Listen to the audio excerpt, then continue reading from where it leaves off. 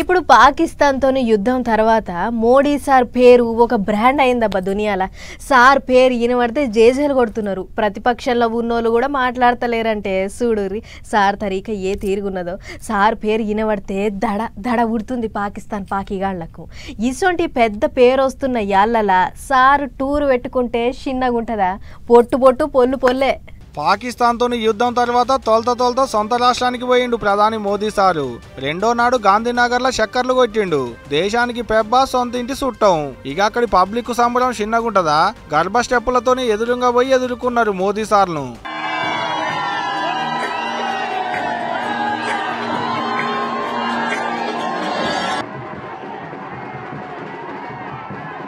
Operation Sindoor తర్వాత తొలత సొంత రాష్ట్రానికి పోతే గీ తీరిగి ఎదుర్కొన్నారు అన్నట్టు.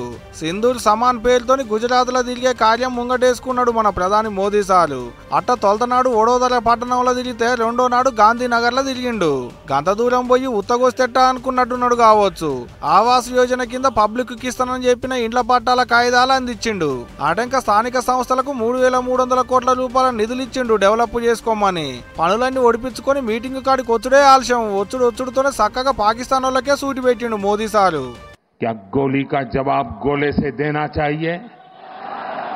ईंट का जवाब पत्थर से देना चाहिए?